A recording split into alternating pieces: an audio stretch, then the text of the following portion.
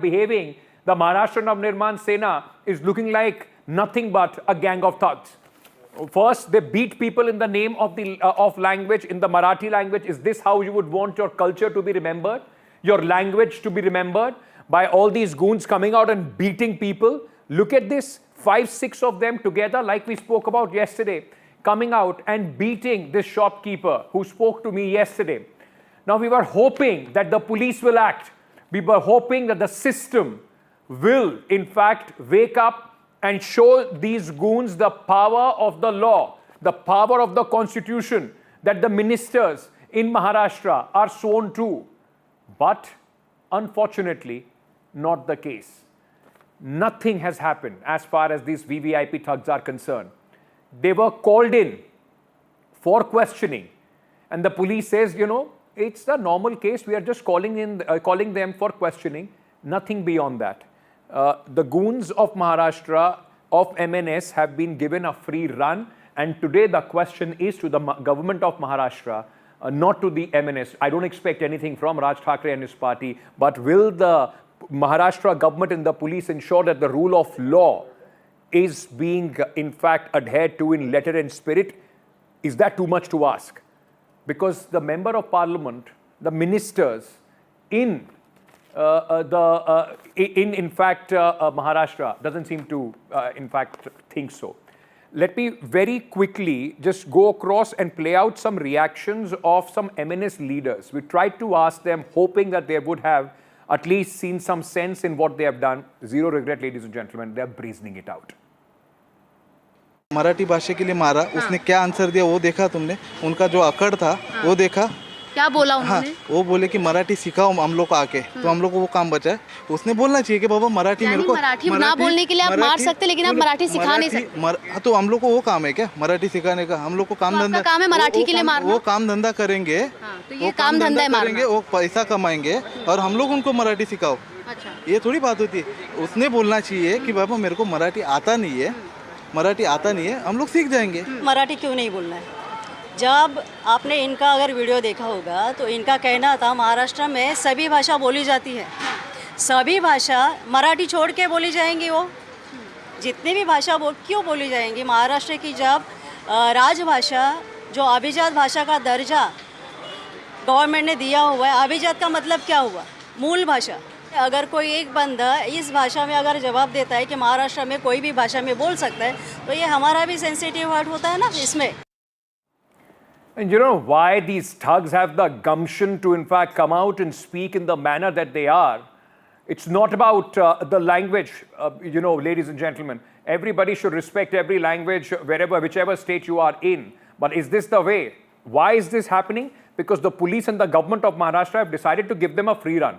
It's cheap vote politics that is dictating their actions, not the rule book, not the police manual, not the constitution of this country that they're sworn in. Just listen to a minister in Maharashtra, how lovely he is defending in such a casual manner what these people have done. Maharashtra में मराठी तो बोलनी ही पड़ेगी. अगर मराठी नहीं आती है तो आपका ये एटीट्यूड नहीं चलेगा कि हम मराठी बोलेंगे नहीं. हम कोशिश करेंगे ऐसा और एक बता सकते हैं, बोल सकते हैं. तो मेरे ख्याल से देखिए, हमें किसी और लैंग्वेज का अपमान हमें करना नहीं है, लेकिन मराठी में अगर कोई महाराष्ट्र में कोई मराठी को डिसरिस्पेक्ट करता है तो बिल्कुल वहाँ पे हमारे कायदा हम लागू करेंगे, उसके ऊपर कार्रवाई करेंगे. जो भी है, जिन्होंने भी उनको मारपीट की है, बिल्कुल उनको एक ही संदेश देंगे कि कायदा आप हाथ में मत लीजिए. जो भी कंसर्न पर्सन की आप कंप्लेंट फाइल कीजिए, उसके अगेंस्ट कार्रवाई की जाएगी. Those who have been beaten up, those who are beating this poor man, 5 of them in a herd coming together, these cowards, the minister is using aap. हम आपको बताएंगे ये सब मत कीजिए. And the man who is being beaten up, they are talking about his attitude. This is what you can expect from a government, in fact, a minister in the government of Maharashtra. It's absolutely shameful. But if you thought that the police, the men wearing khaki, they would have something else to say, just listen in. And then you would know why MNS thinks that they can run riot in Maharashtra, because they know that neither the police nor the government, they're nothing. They are above everything. Listen in. Sir आपसे जानना चाहेंगे कि इस पूरे मामले में जो है हम आक्रोश देख रहे हैं लोगों में, व्यापारियों में, कि आखिर इन 7 लोगों पर कार्रवाई कब होगी और अब तक इस पूरे केस में स्टेटस क्या है? अभी जैसे पुलिस स्टेशन को कंप्लेंट प्राप्त हुई है, तुरंत एफआईआर हमने रजिस्टर कर ली गई है। 7 लोग जो है उनको आइडेंटिफाई कर लिया गया है। 3 लोगों को नोटिस दिया गया है। अभी कानून में ये प्रावधान है कि 2 साल से ज़्यादा सज़ा नहीं, उसमें 7 साल से अगर कम सज़ा रहे तो उसमें अरेस्ट नहीं कर सकते। तो हमने नोटिस सबको सर्व किया गया है और सब पे प्रिवेंटिव एक्शन भी हम ले रहे हैं। इसके बारे में कुछ लोग हमको निवेदन भी देना चाहते थे, तो हमने वहाँ पे जाके निवेदन भी लिया है और कानून सुव्यवस्था ना बिगड़े इसके लिए हमने सबको अपील भी किया है। So the policeman is throwing the book on our face, telling us that the sections that we have put against those hooligans, those who are beating a man, do not require an arrest at this moment. But where does the police require an arrest? Where is a man detained by the police? Where, of course, the Aam Aadmi is at the receiving end. And I will tell you why. Because the same Maharashtra Navnirman Sena goons assaulted a man in Pune's Vanas area for posting alleged objectionable content against party chief Raj Thakre on social media. The man, identified as Kedar Soman, was allegedly beaten up by the MNS workers and later handed over to the police. The incident caused temporary tension in the area, prompting the police intervention. And why is that happened? Because he used his freedom of expression to, in fact, pour his outrage against Raj Thakre. Is that a crime where the police should keep a man in custody after him being beaten up by the MNS, and not after these goons go on rampage in Mumbai, in Thane, and beat a man? Now look at the double standards that the government and police of Maharashtra is playing here. If you thought, this another incident of Shopkeeper, you thought that's an isolated incident what happened in Mumbai, there has been another incident which has been reported now from Thane. The incident is followed by complaints of Marathi youth being beaten up by a shopkeeper at a Thane railway station premises. After the incident came to light, the accused shopkeeper was called to the Thane office of Shiv Sena Uddhav Thackeray. If brother Raj Thackeray's party can take law in their hands, can break the law, then of course Uddhav Thackeray, his party, why should that be behind? Former MP Rajan Vichare, he was called to his office. The shopkeeper was assaulted in the office of the former member of parliament and made to apologize to the youth who had beaten him up. In the presence of Shiv Sainiks, the shopkeeper is seen publicly apologizing by holding his ears and falling to the feet of the youth and the member of parliament and others as they watch. All right, we are getting some breaking news at this moment. Aditya Thackeray of the Shiv Sena Uddhav Thackeray has in fact said that no language must be forcefully imposed on anyone. Our mother tongue is Marathi. It is not to be insulted and disrespected. Many people came here on posting. They don't know Marathi. We want to say that people should respect the culture and the language of the state. They go on. No one should take the law into their own hands, but when it's done the other way around and Marathi or Maharashtra are insulted, then things can escalate. This is, as I said, this is the best that you can expect of the Shiv Sena.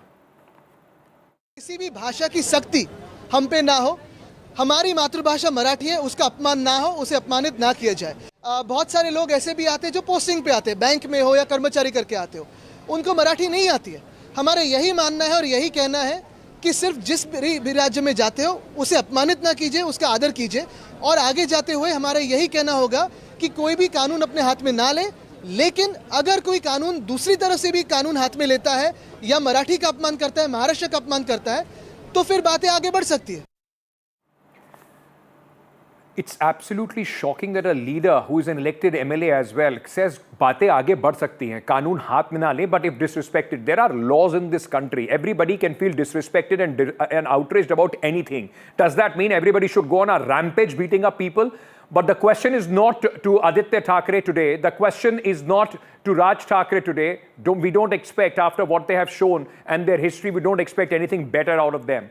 But I want to go across at this moment to Sameer Bakre, spokesperson of the BJP, the party which is leading the government in Maharashtra. Mr. Bakre, thank you so much for speaking to me. My first question to you, sir. what governs the rule of the government in Maharashtra? Is it the constitution of this country, the BNS, the Bharatiya Nyaya Sanhita, or it is the free will of the MNS and the Shiv Sena? Thank you, Ankit ji.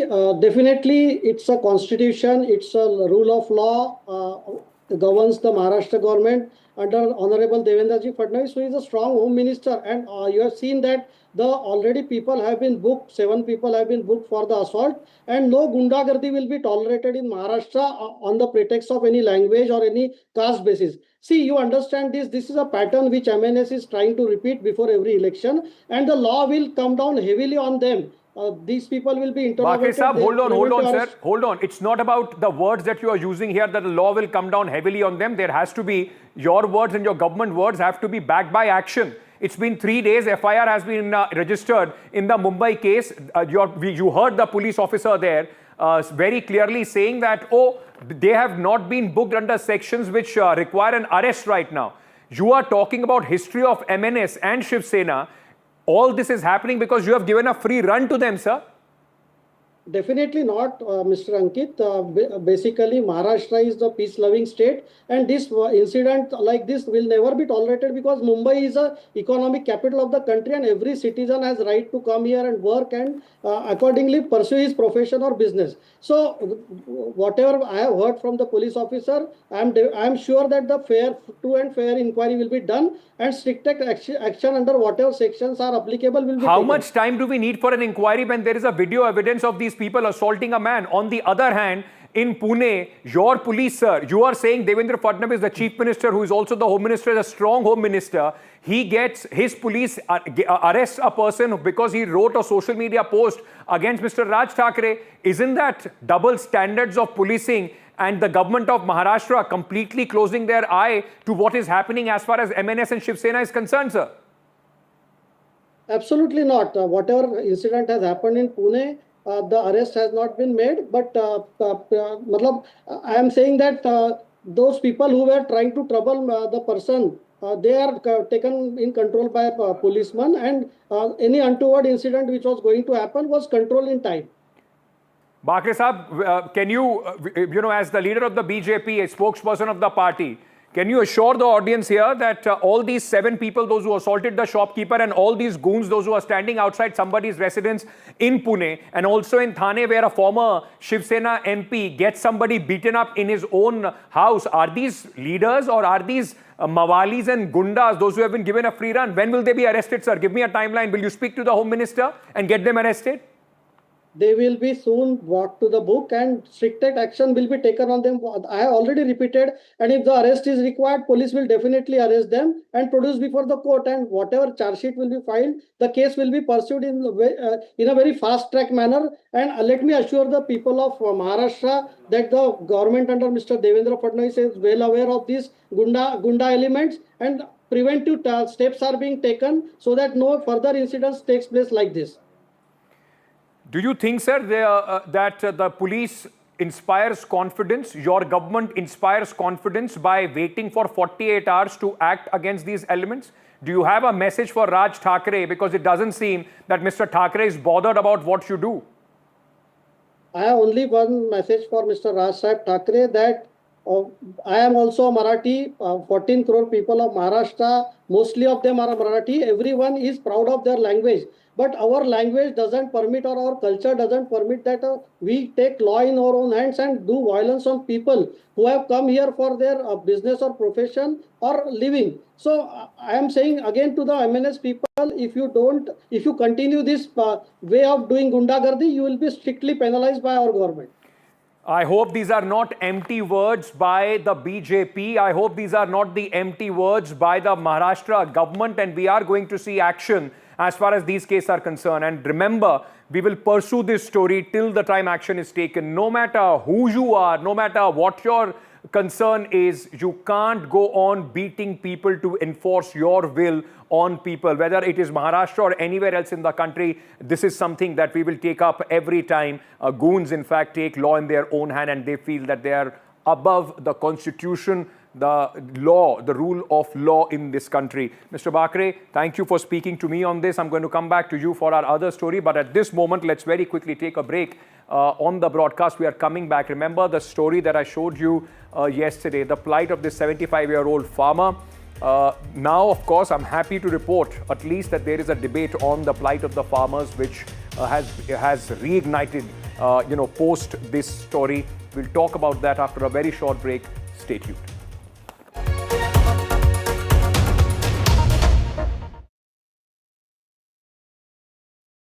That's huge. That is a biggie. It's on. Gold glass clear glass, पार हो या near, सब कुछ दिखे clear.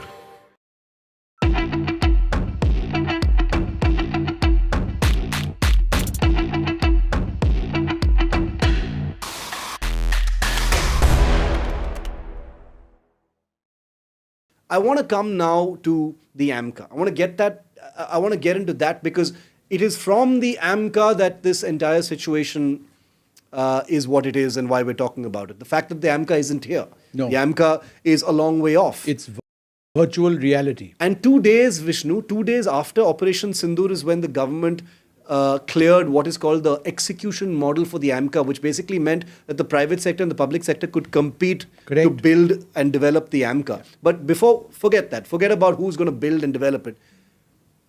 Where are we with the AMCA and how far away is it? The first prototype rollout was planned for late next year. I'd be very surprised if that takes place. The first flight was supposed to take place in the late 2028. I'll be very surprised if that takes place. There is funding for at least 5 prototypes. I think there is more money being given for more prototypes. Certification scheduled for 2032, right? And induction starts from 2034. That's the best case situation as of now. Yeah.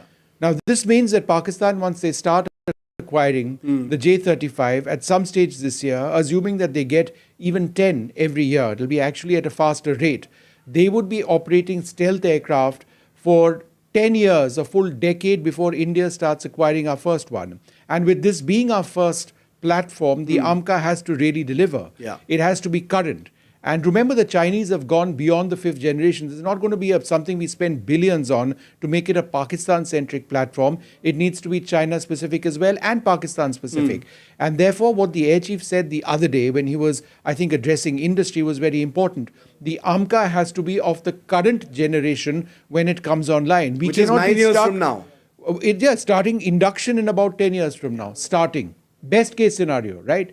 It's 2025, 2035 is what the best case scenario is. Now, therefore, let's not get stuck on the word 5th generation. Yeah. Why? Because the Chinese have already, with their J-36 and J-50, 2 brand new platforms gone beyond 5th generation. There's a big debate in the AvGeek community that, why don't we still call them 5th generation? Others say, no, it's a 6th generation platform. It doesn't matter. The reason this debate is happening, right, on what generation they are, is because they are fundamentally different platforms. Yeah.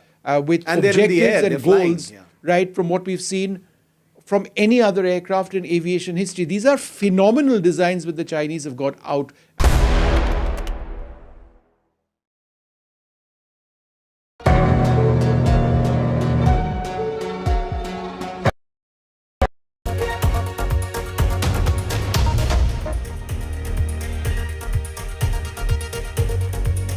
Welcome back.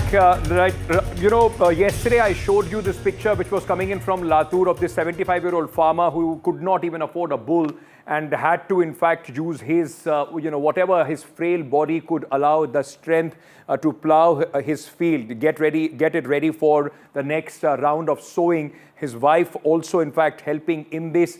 Now, after this has gone viral, there are a lot of questions which are being raised on the plight of the farmers, especially in the state of Maharashtra and in the Marathwada region. Now, Rahul Gandhi, the Congress leader, has hit out at the BJP. But all I want to say, ladies and gentlemen, like I also made this comparison yesterday, it's disheartening to see the plight of our farmers, which has not changed in over 68 years. This was the Mother India poster, the picture that came out in 1957, the real life of that picture being played out in real in 2025. 68 years, the burden of the poverty, of the lack of resources continues on our farmers. It's a shame for us as a country that nothing has changed, right, when 10 years after independence to now, almost 68 years after that. Rahul Gandhi today, the Congress leader, in fact, took on the BJP, hit out at the BJP and said that the BJP has failed farmers in this country. This has been, remember, a continuous attack of Rahul Gandhi and the Congress party on the BJP. Farmers are sinking deeper into debt, and the government has absolutely failed. The government is ignoring the farmers' demand. Remember the demand of MSP to be legalized. No guarantee of the MSP, and other reforms are putting the burden on the farmers. Rahul Gandhi went on to say that the system is killing farmers in this country. And that, ladies and gentlemen, has become a massive war of words between the BJP and the Congress. Let's first listen in to the reaction of the BJP to what Rahul Gandhi's charge is. Rahul Gandhi की अधूरी जानकारी है, अध्ययन के आधार पर वो tweet करें। हमारी सरकार ने पिछले 3 वर्षों में 45,000 करोड़ से अधिक किसानों का फायदा पहुंचाया है। कैसे आप नकार सकते हो इस बात को? केवल इतना ही नहीं कि बल्कि किसानों को उनकी खेती को जल मिले, बिजली मिले, सोलर पंप मिले, इसके लिए दिन रात काम कर रही है। जब उनकी सरकार थी तो कोविड काल में जो लोगों को खिचड़ी बांटी जा रही थी, उसमें पैसे बना रहे थे। लोग तड़प तड़प करके मर रहे थे और रेमडेसिविर दवा में भी ये पैसे बना रहे थे। ये हमको सिखाएंगे। But all these big talks about so much being done for the farmers fall flat at the hands of the real numbers, the fact and the data as far as Maharashtra is concerned. The government in the Assembly of Maharashtra has accepted that between January and March 2025, I'm talking about just 3 months of the year 2025, the year we are in, 767 farmers have died by suicide. Now, all that you were saying about big numbers and 45,000 crore and so forth, does it help those 767 farmers? 327 farmers were given financial aid by the government. This is what the government has said. And 1 lakh has been given as financial aid to the farmers who died by suicide. But why are farmers killing themselves? Is the government doing anything about that? That remains the big question. And let me very quickly go across at this moment to my guests, those who are joining me on the broadcast. Charan Singh Sapra, spokesperson, senior leader of the Congress party, is with us. We have Mr. Bakre, who continues to be with us, a spokesperson of the BJP. Gentlemen, thank you for speaking to us. Mr. Bakre, I want to start by asking you, sir, whatever Mr. Kadam is saying and quoting those numbers, does that help this old poor farmer who doesn't have the means to even have an ox and try and till his land? There are more than 700 farmers, those who have died in just 3 months. That should put any government to shame, sir. Yes, Ankit ji, we are seized of the issue, but since Rahul Gandhi is trying to play politics on the death of the poor farmers, let me remind the Congress that in their tenure of 15 years, more than 55,000 farmers died by suicide. Let me reiterate that even a single farmer dying is not good for the state. Leave apart 767 farmers, but you must understand that the government of Mr. Devendra Fadnavis has taken lots of steps apart from whatever Mr. Modi has done for the farmers of Maharashtra. Let me say that first you need to understand about the agriculture in Maharashtra. Almost 54% of the land is drought prone. Now, you understand this, that when Mr. Devendra Fadnavis was the chief minister from 2014 to 19, he had a wonderful scheme of Jal Yukta Shivar, which actually impacted a lot of villages, and there was a irrigation which was made available to the farmers. In this tenure, he has got very ambitious project of linking the rivers. Let me tell you that the does it help in any way the 767 farmers who died, sir? Or does it help in any way this farmer, old farmer in Latur, who possibly has not received any aid from the government? It is we are putting out his plight. Possibly now something could happen, that this is not one-off case. There are many such. And while you say that so many people died, farmers committed suicide in the Congress's regime, is it tit for tat? If so many die in Congress regime, then it's absolutely fine. The 767 can die in yours. No, Ankit ji, I am not justifying or I am not doing any whataboutery. I am just putting the things in perspective. And let me say that the river linking project which Mr. Devendra ji has undertaken, and the suicides which happen in basically in Marathwada and Vidarbha, and which are drought prone areas, and this river linking project is going to be completed in next 2 to 3 years, and 1 lakh crore budget is given. Apart from the Kisan Samman Nidhi, which central government is giving 6,000 rupees. Mr. Let me bring you in on this. While there should be outrage, there should be debate in the country about the plight of our farmers. Since yesterday, I'm playing this story out, hoping that it catches the attention of those who can help this poor farmer. But the fact remains, while Rahul Gandhi is well within his rights to tell the country, to accuse the BJP of not doing enough for the farmers, but shouldn't we as a country where the Congress also ruled for so many decades be ashamed that even today in 2025, we are talking about 767 farmers dying in 3 months in just one state? See, Ankit, the situation is very serious, and why there should not be outrage when the government itself is giving the figures that in 3 months, 767 farmers have died by suicide.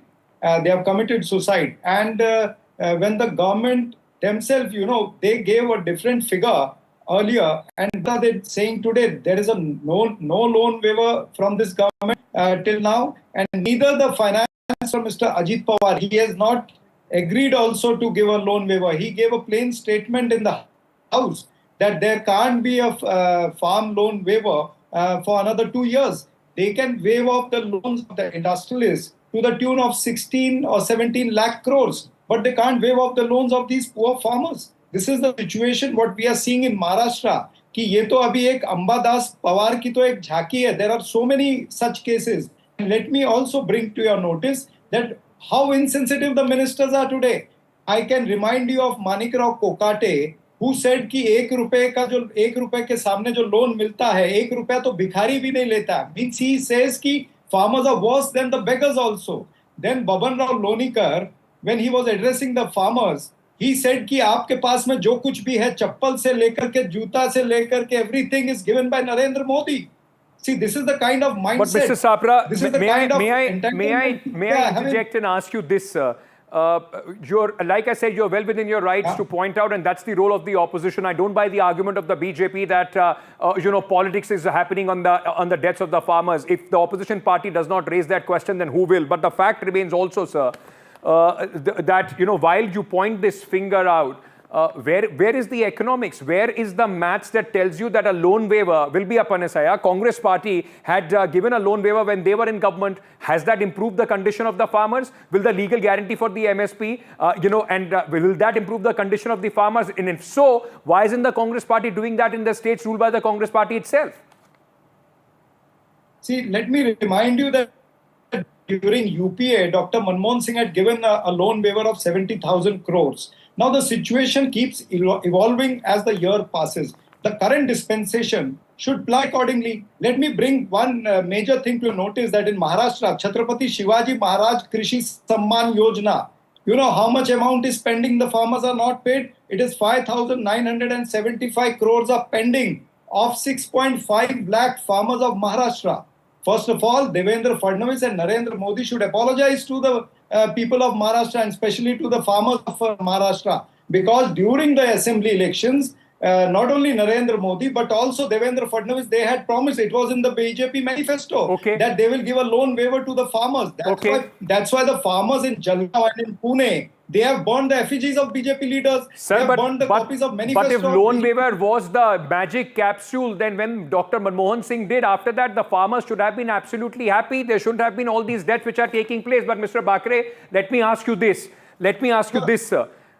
Promises have been made to the farmers. Their income was supposed to double by 2022. What happened to that? And why should people not question the BJP on the plight of the farmers today? You can't just keep throwing the ball back 20, 30, 40 years and say that the Congress party did not do anything. You've been in power continuously since 2014 in the center.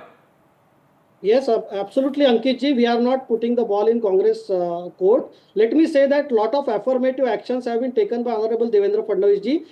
The most important action is the farmers' power bills have been waived. 45 lakhs farmers have benefited from that. They are getting the power for the entire day, and in next 18 months, all the farmers of Maharashtra will get the power. So which was a very big complaint from the farmers that they were not getting power, and now they are getting power uninterrupted and they are getting free power. Second most important thing, Devendra ji is traveling across the length and breadth of Maharashtra.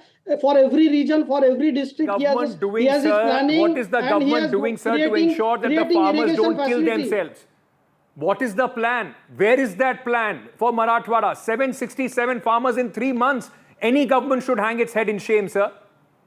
Ankit ji, everything is taken very seriously. The irrigation projects have been given special sanction by Modi's government. 29 irrigation projects in this budget have been completed. There is because you must understand that in farming you need to create the irrigation facilities, because Maharashtra more than 50% is drought prone, and very small holding farming state it is there. So it's a problem for private investment, for individual farmers. So we are creating a irrigation facility on a war footing. We have assigned 1 lakh crore for the level linking projects. We are working, but on the ground the situation doesn't change for the farmers. Mr. Sapra, my last question to you. If what you believe a farm loan waiver, legal guarantee for the MSP, if that is the magic bullet, may I then ask you, sir, very humbly, why hasn't that been done in Telangana, in Karnataka, in Himachal Pradesh, where you are in government, and in other states where you are partner?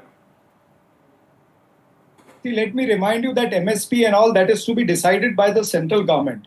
And as far as Swaminathan Commission is concerned, Swaminathan Commission gave 200 recommendations, out of which 175 recommendations were, cleared by the Congress government. By the time we could take other issues, in 2014, the elections happened and our government went away and the Narendra Modi government has come. They had promised, Narendra Modi had promised in 2013 that if the BJP government comes, they'll be giving C2 plus 50%. Where is that?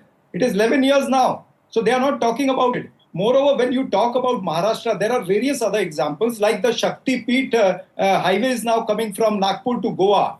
12 districts and 3,840 farmers will be affected. They are protesting, they are on the streets. There are so many such cases. Now, farmers from this belt also, they might go in for suicide. So government has to be very sensitive. This is the government the problem is that there is a lot of talk and very little action when it comes to farmers. While the Congress might, of course, and they have all the right to question the government for the last 11 years, and if the plight continues in Maharashtra, 767 farmers die in 3 months, there cannot be any justification by the government. You have to be seen very proactive in trying to ensure that the situation changes for the farmers. But at the end of the day, like Devender Sharma, who is an agriculture expert who was on my show yesterday, he said, it has not changed right from the time. There is too much talk by all the governments. The farmer continues to be in debt year after year, and sometimes then they are left with no other option. That's the sad reality that we are living in today. Thank you so much, Mr. Saprat, Mr. Bakre, for joining me on the broadcast. But before I wrap up this segment, ladies and gentlemen, like I said, the situation might not be great, but there is still a little light at the end of the tunnel. After NDTV played out this story in your show, Nationwide at 6 yesterday, we extensively spoke about Ambadas Pawar and his wife, 75-year-old couple, those who have been forced to, in fact, till the land on their own. A lot of people has now appreciated it, seen this, and want to help the family, the couple.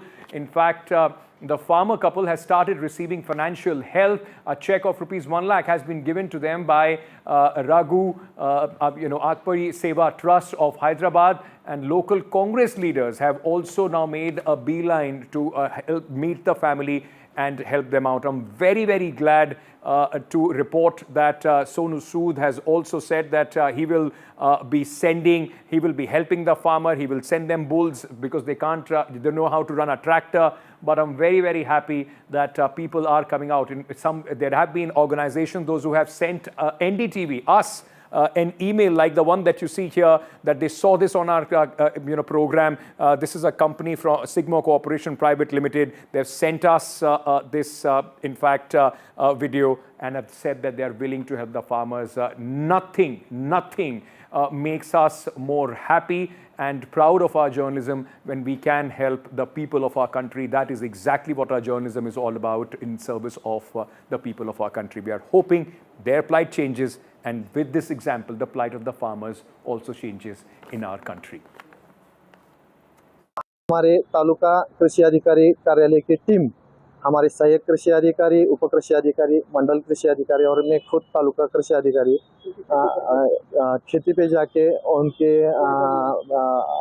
खेती को भेंट दी और देखा कि उनके पास जो यंत्र लगने वाले थे नहीं है, इसलिए उनको हमने हमारे एग्रीकल्चर डिपार्टमेंट पे जो सब्सिडाइज उपलब्ध है, अवेलेबल है, उनकी जानकारी दी। जल्दी ही फार्मर आईडी तैयार होने के बाद हमारे स्टेट डिपार्टमेंट से जो भी हमारे यांत्रिकरण की स्कीम है उसमें से हम उनको सब्सिडाइज उनको लगने वाले यंत्र हम देने वाले हैं। At least it's a very positive note to take a quick break at this moment. We are coming back with much more. India Speaks on NDTV on the other side, and the impact of that. When we collectively speak, the governments listen. Coming back.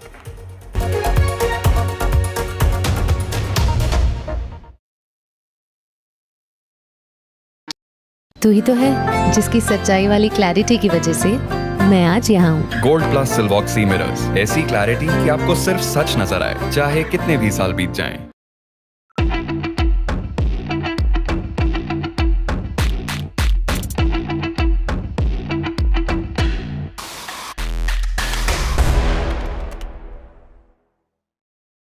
Pressure on the Indian Air Force to get fighters, forget about stealth aircraft. The Indian government has made it clear that we're going to bet on the AMCA, which is India's own fighter. But getting these 4.5 generation fighters like the Rafale, which you've already sunk an enormous amount of money into, even the Indian Navy has signed on for them recently, and there are still these delays. But with this announcement, Vishnu, and that's my next question now, I'm wondering whether this means that things are much clearer as far as the MRFA, or we still can't jump the gun on that. I know as far as Indian procurement is concerned, nothing is over until it's over, right? Nothing is over until it's over, especially when the Rafale is theoretically competing against American fighters like the F-15 Eagle II. Yeah. You've got Putin's Sukhoi 35s. You've got the Typhoon theoretically as well. So it ain't over until it's over, and I completely agree with you on that. But by putting out this partnership, and this is not an MOU, this is an agreement which I'm assuming is going to fructify into a joint venture. Yeah. 2028 is when the first fuselages will roll out. Which again, I'm assuming means that, work begins now. 2028 is 2 years away. That's like more than just a foot in the door? No, I would suggest that they are leading in this competition. Yeah. All the Indian Air Force officers that we speak to, and they couch this language carefully, so I'm going to be responsible in how I report this. They say that they've had an exceptional experience with the Rafale. The Rafale is the aircraft of choice for them, but they will go through this process. It is a legal process. It goes down to pricing, tendering, terms, capability of the aircraft, relevance, weapon systems, integration with Indian weapons, and all of that, and then a decision will be taken. Now, we had that same language when you stated in 2018, 2019, same language.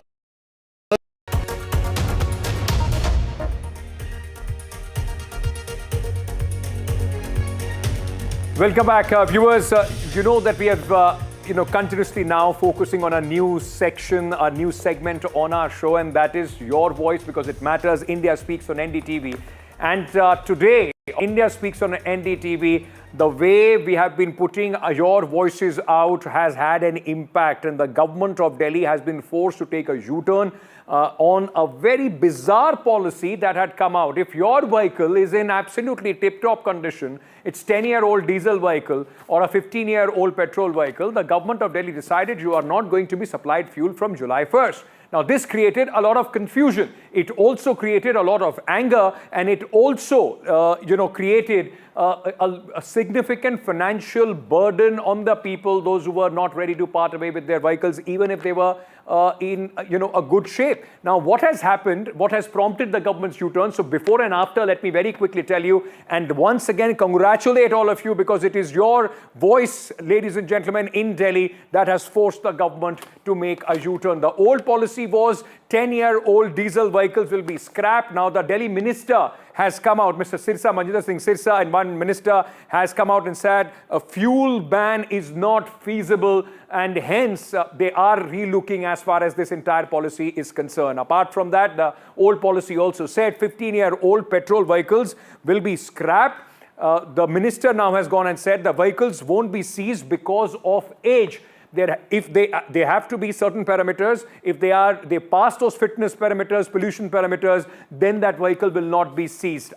Let's also tell you that the 1st July rule, no fuel for end-of-life vehicles. Now, the minister is saying that the pollution factor will decide the scrapping of the vehicles. If your vehicle is above the pollution limit, doesn't have the certificate of fitness, that's when your vehicle will be scrapped, not because it is 10-year-old or 15-year-old. And while, initially, like they were saying, they will not bother about the condition of the vehicle. At least our collective voice has forced them to see logic and reason as far as this entire policy is concerned. Let's listen in now to what Mr. Sirsa had said on this.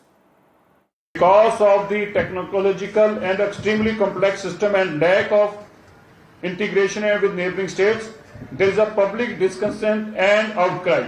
In these said circumstances, it is not feasible to implement this system where fuel is being denied to EOL end-of-life vehicles identified through ANPR installed at petrol pumps in Delhi.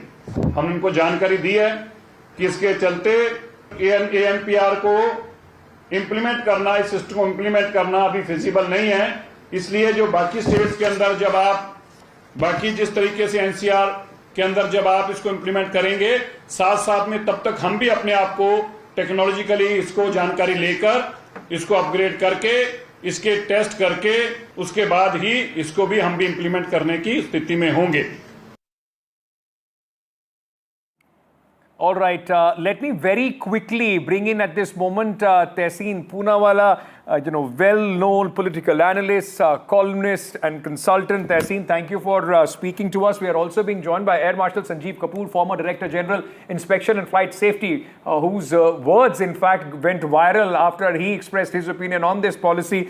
Gentlemen, thank you, Tehseen. I was going through, one of your Twitter feed, and you were speaking about the fact that, this policy seems to be absolutely bizarre, no logic, and suddenly, after implementing it on July 1st, on July 3rd, the government thinks it's a bad idea. First of all, thank you to Air Marshal Kapoor for his services to our country. He's on air, so thank you for your services, sir. There are 2 or 3 issues that I would like to bring up. So great that the government now got the Twitter and the social media outrage and people like you and media that picked it up and put the citizens' voice, so they heard. But what about those poor people who got scared and sold their vehicles? My vehicle had to move it to Pune. Now, now again bring it back to Delhi. Who's going to bear the cost for it? What about those people who were under pressure for so many days? The middle class family that may have sold their vehicle and now taken a loan to buy a new vehicle because this was happening. And not everyone does it in the 10th year. Somebody would have thought in the 10th year you'll get no value for your car or your bike. So in the 7th, 8th year they would have sold it at below market rate. Who will compensate them? Is this governance or is this a joke? I'm saying this with humility and I take responsibility for what I'm saying. I don't mean to disrespect the courts. If courts are going to run our country, if Babus are going to run our country, Rekha Gupta ji should have said, don't elect BJP as chief, as government or Aam Aadmi Party or Congress. Then why do we have political parties? Are courts going to make policy? Are Babus going to implement policy? With a lot of respect. Judges stay in their houses, we fund it. They stay in their cars. Babu stay in big houses, cars, we fund it. And they come up with policies that are not in consonance with the common people. Do we think about the last man, the middle class man? Look at the taxes before we go to somebody else. You pay tax on a car. You pay GST on a car. You pay tax on the insurance, GST on the insurance. Which is much more than the actual value of the car. Actual value of the car. You pay road tax. You pay fuel tax. Fuel cess. Toll tax, and on top of that, the taxes for 15 years, and they are scrapping the car in 10 years. And Marshal Kapoor, if I may bring you in as well, because I had to face it in one of the cars of my family. It was impounded. I had to pay a fine of 15,000 rupees to get it back, and I was told that I can't even drive it back. I'll have to get it towed and take it back. Like you said, sir, your words have also gone viral. Comparison of a well-maintained car versus the kind of aircrafts that fly for so many years, more than 40 odd years. What do you think about this government, and are you happy that at least there is a rethink after citizens like you have, in fact, put out your views in public? Absolutely. I have changed two cars, and I echo with what Destiny is saying, that both the cars had just done about 10,000 kilometers. We live in a base, and the office is just about 2 to 3 kilometers from a residence place. So the vehicles hardly run. In fact, when I was taking my car to the dealer after the first car had nearly finished 15 years, he said, in my life, I have not seen a better maintained vehicle, but I had to just give it away because it was reaching 15 years. I felt, and the second vehicle too had to be given because it had reached the calendar life. Now, my take is that if you are doing a pollution check, if you are doing a fitness check, if it is conforming to all norms, the authorized service center certifies that this vehicle is good enough, I find no reason for it just to be taken away because for the age. And whereas in our country, every public transport, every train, every ferry, every boat, every commercial aeroplane, every other thing is more than 30 years, which are in day-to-day use. So they should apply it to everywhere. Now, coming to the main reason of pollution, I find a bizarre argument that the personal transports are the major contributor to pollution. No. In Delhi, the neighborhood states, in the seasons when they burn the crop, is the major factor for pollution. And that has not been addressed for many, many years. Also, the traffic signals, where when you go to cover a distance of 3 to 4 kilometers, many a times you take 40 to 45 minutes. Absolutely. And thousands of vehicles are stuck in that lane. So if we can manage the traffic better, if we can have, these old vehicles which are flying through the city better, yes, if we can have other measures to control pollution, I'm sure we can do better. That's my take. Tehseen, very quickly, tell me one thing. Are you, hopeful that, because at this moment, the minister has only made some promises. He has also said that, the previous government, did not go to the court and strongly present their side of the argument. My question also is that you already knew all those things. On 1st of June, you announced this policy. Yeah. On 1st of June, you implemented it. Yeah. For 2 days, 48 hours, you saw how people were struggling with it. Yeah. And then suddenly you decide, the policy is not good enough. You must be grateful they didn't blame Nehruji for it or they didn't blame any of the earlier kings for it. But look, Sirsaji himself announced it. He was very proud announcing it. And I'm saying this with absolute responsibility. This was done by the Babus to help the big auto companies, like the service officer said, the retired service officer, the Kapoor sir, that his car had done 10,000 kilometers. I had a BMW 7 Series which barely did anything, and I had to take it out of Delhi. Otherwise, they would have towed it away. They towed away my other car and they broke it, despite it not having an engine. It was kept as a memory, and they entered my private property. Now, imagine that you and I managed to get our car back. Imagine the common person who's suffering. Absolutely. This is a flip-flop. And even now, this is an arbitrary decision. Why can't you go to court, appeal the decision, or use legislative method to overturn this decision? And then bring in some sense of how the cars can be changed? Even now, you're not going to complete route. Just because there's outrage against you, this is a band-aid to a solution that requires an operation. And the operation is go to the Legislative Assembly, get the laws changed, get that passed by the court, get that upheld in the court, and come up with a sensible policy. And I hope it is just not headlines, management, PR sort of an exercise, because we need clarity. If from tomorrow, if I take my vehicle out and it has pollution certificate, it is in tip-top condition, will I get fuel or not, or will I be penalized for that? All that has to come very clearly from the government. But I want to tell our viewers, before I get in the concluding remarks from both our panelists, that it is your voice, ladies and gentlemen, which has made the difference. Collectively, we can force the government to see logic. I just want to play out some of the reactions that we picked up through the day from the people of Delhi. अभी मैंने 5 साल पहले एक गाड़ी खरीदी है और 36,000 kilometre चली है. अब एक खौफ सा बैठ गया दिमाग के अंदर कि इस गाड़ी को जल्द से जल्द बेच दिया जाए. मेरा ये मानना है कि गवर्नमेंट अपनी एग्जीक्यूशन पॉलिसी को ठीक करे, बजाय इसके हर चीज़ जो है आम जनता पे थोप दी जाए। गवर्नमेंट अपनी जिम्मेदारियों को पूरा करने की बजाय पब्लिक को कुछ नई नई चीज़ें बताती है, जिससे कि पब्लिक को परेशानी होती है।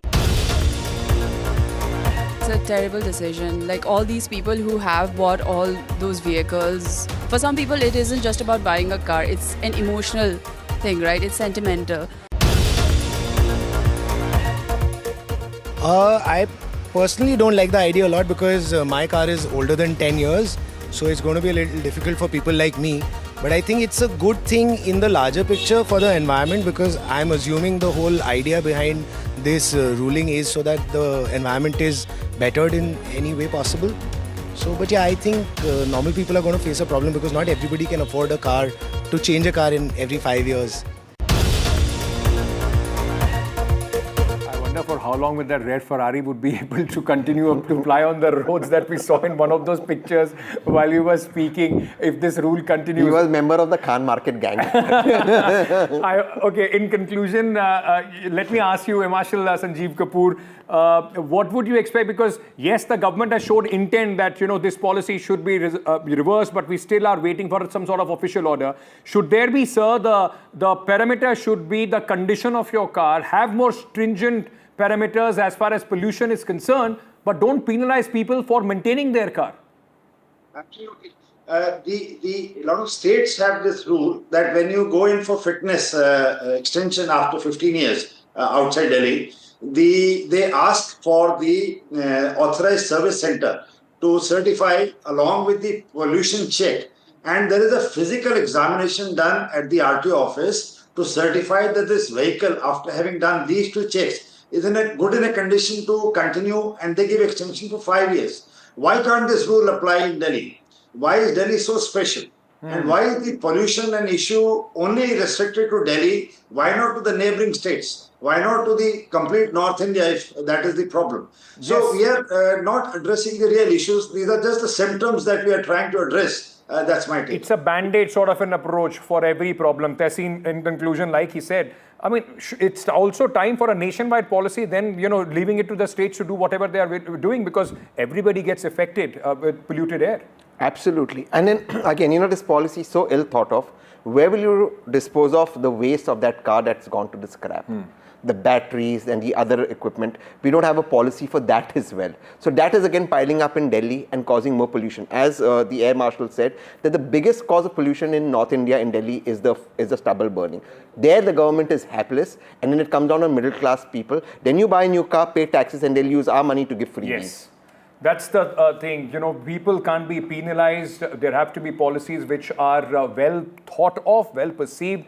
Everything can't be just a stick sort of an action, and always the middle class is at the receiving end of those policies. I will have to leave it there. I'm completely out of time. Tehseen, Air Marshal Kapoor, thank you so much for putting your views out on this very important topic that has a bearing not just in Delhi, all across the country for people, especially from the middle class. Thank you so much for being with me. I'll see you tomorrow, same time.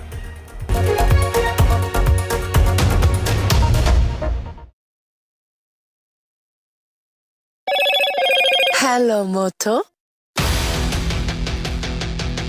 Motorola,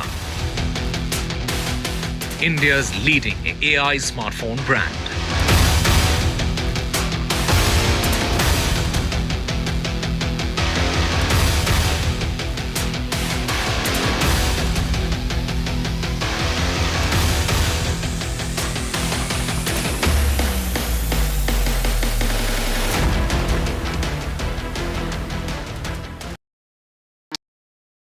gold plus optimistic reflective glass लगाओ, धूप की गर्मी को दूर भगाओ और बिजली का बिल भी बचाओ। I've been reporting on all issues big and small from Andhra Pradesh, Telangana, rest of South India, bringing you all the action, all that you need to know, all that you want to know. The energy of maximum city is infectious. I'm bringing that energy in our news coverage from financial capital Mumbai. Covering from the southernmost part of India over the last 23 years. I bring in-depth and 360-degree coverage from the Dravidian heartland. The land of Mishti, also known for its bitter politics. I have seen much water flow under the Howrah Bridge, covering Bengal in all its vivid colors. India's IT capital is always bustling, a city full of startups, stories and surprises. And I keep you ahead on all the Bengaluru buzz.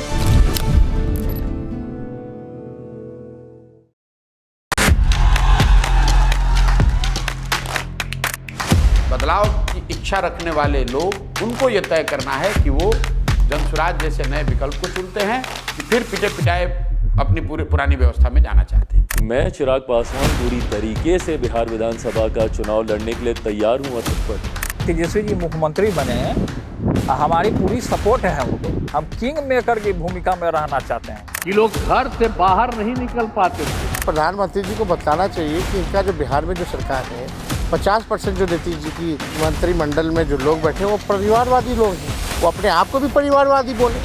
जंगल राज लाने वाले मौका देख रहे हैं, अपने पुराने कारनामे करने का मौका ढूंढ रहे हैं।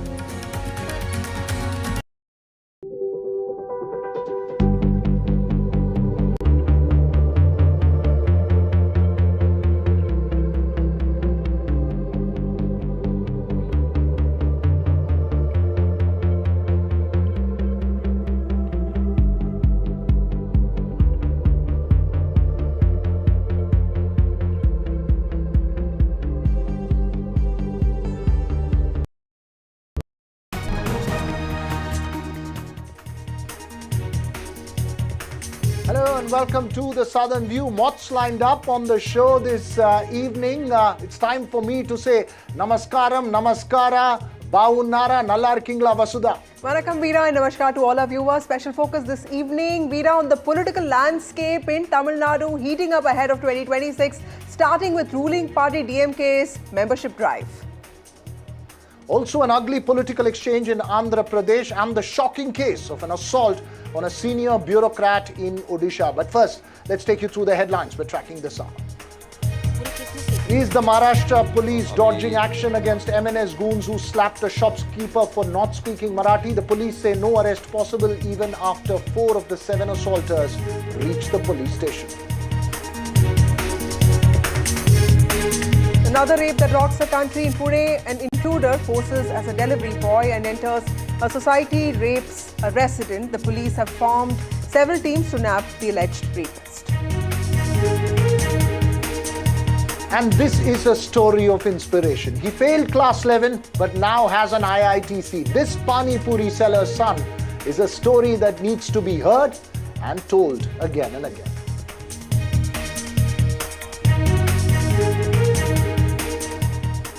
Well, first up this evening, a quick check of that top Karnataka story. Police officer Narayan Baramani, who had threatened to quit the service and go on VRS alleging humiliation by Chief Minister Siddaramaiah on the political stage, was placated and joined back on duty. A few weeks ago in Belagavi, Chief Minister Siddaramaiah had reprimanded the officer in full public glare, and his gesture seemed like he was about to hit him. This after BJP workers raised slogans at a Congress event addressed by the Chief Minister, Vasudha. Absolutely, Veera. This could have become a bigger controversy, of course, but had the additional P rank officer quit, it would have been another embarrassment for the Chief Minister. But top officers say that senior officers and ministers have managed to placate this officer, who has now returned to his duty. This is also at a time when Karnataka government is fighting a case in the High Court against the CAT, the tribunal order rejecting the suspension of senior IPS officers in the Bengaluru stampede case. That's right, Vasudha. This would have been a major embarrassment, as you pointed out, but I believe the officer has been placated at the moment. In fact, Siddaramaiah seems quite irritated with reporters when he was asked questions on this issue. Our colleague Deepak Bopanna has the details. Deepak is here with us. Deepak, tell us a little bit about what has happened with regard to this case of this person who was publicly humiliated by the Chief Minister. Well, yes, this incident, of course, dates back to a couple of months ago. It was a Congress event that was being held in Belgavi. During that time, a bunch of BJP workers were in that event and began to protest while the Chief Minister was speaking on the dais. This irked him. Immediately, he pointed at one of the policemen who happened to be Narayan Baravani, who was on the dais. He was the additional SP. He was put in charge of the security on the stage. He began to point at him and ask him, where is the SP and how are they allowing for this protest to happen? At that point in time, he gestures as if he was going to slap this officer.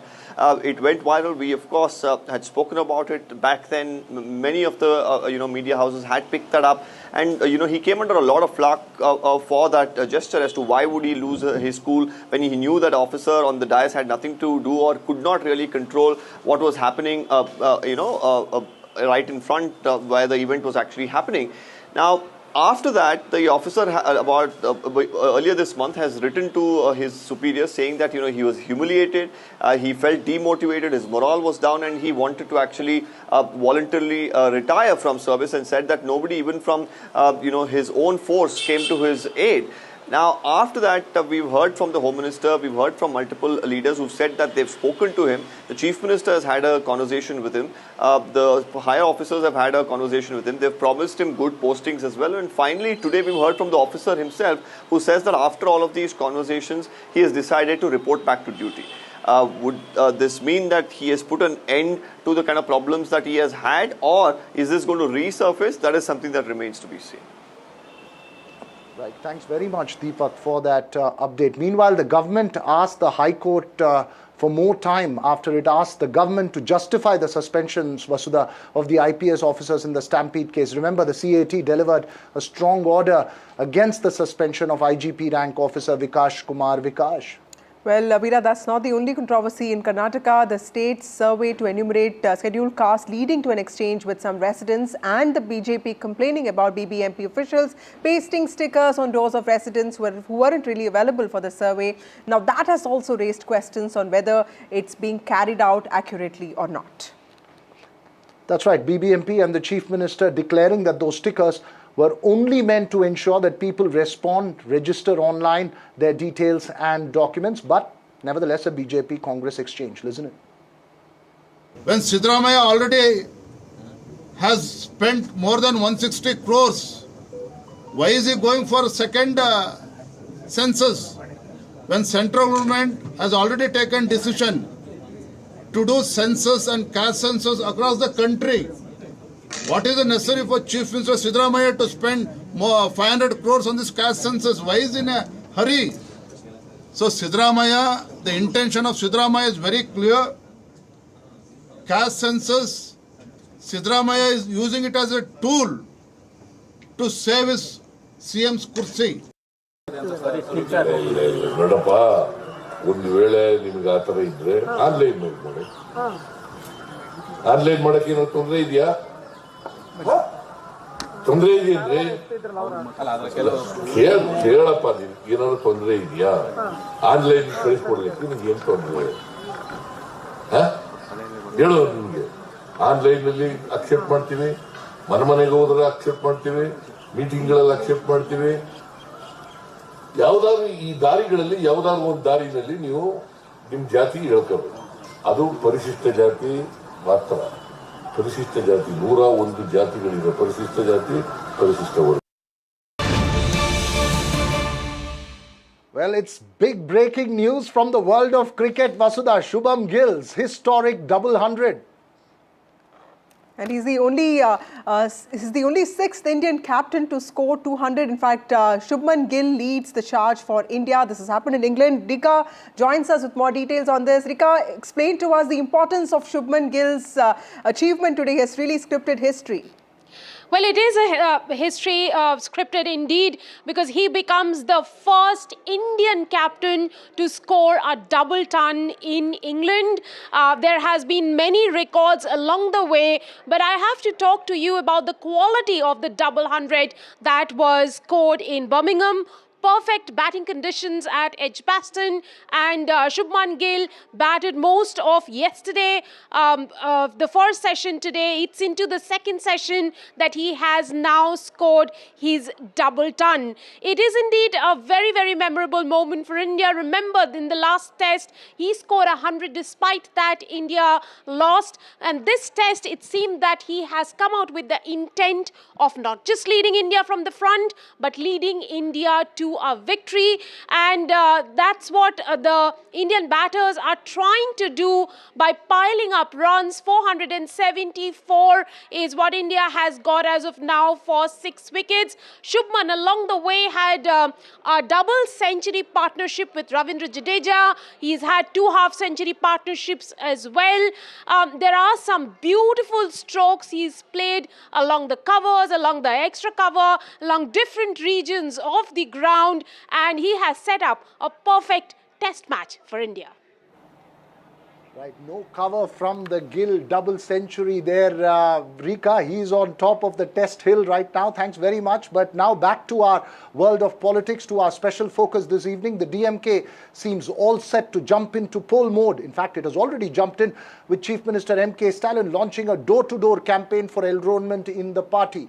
The ambitious aim is to enroll 30% of the state's electorate, Vasudha, as party workers and get the grand old party set for 2026. But is this an early start for an edge, or a sign of nervousness in the grand old Dravidian party of the changing political landscape there? There are multiple sides to it, and that's a big question we will pose to the panel this evening, Veera. There are multiple other questions as well, including if there is a potential TVK-AIDMK alliance, changing demographics in the state, which has, of course, seen a sharp rise in voters, young voters specifically. Chief Minister M.K. Stalin, who launched the campaign that you were talking about, going door-to-door, reiterating the Dravidian emotional message of land, language, and self-respect, Tamil unity, but also making it clear that this is an outreach campaign and not an effort to force any voter to join the DMK. Well, the field is set for the big Dravidian battle. Key questions, as you pointed out, in that state. Do the old arithmetic and rules remain defiant in that landscape, or will 2026 see a churning? To my mind, that's the key question that 2026 will answer. Joining us this evening, A. Saravanan of the DMK, Kovai Satyan of the AIADMK, and Dr. Arun Raj, General Secretary of the TVK.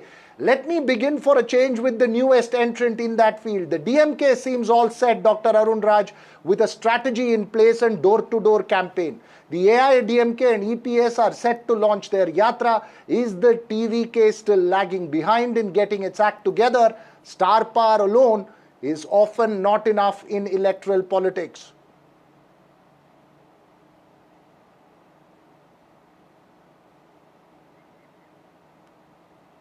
Dr. Arun Raj, my question was to you. Yeah, can you hear me now? Yes, I can hear you. Can you hear me? Yeah, good evening all. See, you mentioned nervousness. I would say it is being nervous and understatement. In case in state of total panic, because it is a 70-year-old party. Membership rate, that too some 70 before the election shows clearly one day. There's some audio issues with your... We need to sort this audio issue. Let me go across to A. Saravanan of the DMK first now. A. Saravanan, is it a sign of confident early start, or is there a sense of nervousness that possibly youth and the TVK's arrival could change the landscape in Tamil Nadu? See, whenever it is an election, we take the election very, very seriously, whatever may be the issue. So in that sense, the Chief Minister has started the campaign. All the elections, 2016, 2019, 2021, we have started early, because that is the importance we give out to reaching out to people. See, if you look at the last 4 years, we have performed very well. As several times I've pointed out, the GDP of Tamil Nadu is hovering around 9.69%, which will give a snapshot of how we have managed the economy in spite of doling out so many welfare measures. The welfare measures are totally aimed at women and children and their education. So this has created a very, very pro-incumbency wave in favor of the DMK party. And compare and contrast this with the ADMK and the BJP, they are not even able to sort out who's going to, whether it is a coalition government or it is going to be the ADMK chief minister. Of course, Mr. Amit Shah is saying there is going to be an ADMK chief minister, but he says it is going to be a coalition government. Every single press meet, every single statement given out by Mr. Amit Shah, he says it is a coalition government. But in the state of Tamil Nadu, they don't accept, they won't vote for coalition governments. And on top of that, Mr. H. Raja is rubbing salt on the wound. He's saying it is going to be an NDA-headed government. That is what he's saying. So they are not even able to sort out the issues between them, whether it is what kind of a government is that. The alliance is not solid at all, and the chemistry isn't working on the ground. It is not working at all. Alliance talks about Orennial Tamil Nadu clearly talks about a united Tamil Nadu. You're talking about ideological issues. You're talking about, the fight against the center. But when it comes to bread and butter issues, there will be questions that will be asked about of the DMK government. How are you going to sort of address that? See, that's what when we speak about the bread and butter issues, we are pretty well placed. They are becoming major issues. Yes. See, that's what I'll come to that. See, bread and butter, we are pretty well placed because of the welfare measures. The 1,000 rupee scheme for all the women, eligible women, is a super hit scheme and which has captured the imagination. See, traditionally, women voters, when Selvi Jayalalitha was there, they preferred ADMK. But all of them have shifted their base to DMK after how we have brought in schemes which aim at the welfare of the women. And when we speak of law and order, it is just a perception. The ADMK and the BJP is trying to create a perception that all is not well on the law and order front. But you look at cold hard facts. The DMK government is faring well. Custodial deaths, there are only 4. But when you compare that you have with one advantage in this discussion, Saravanan.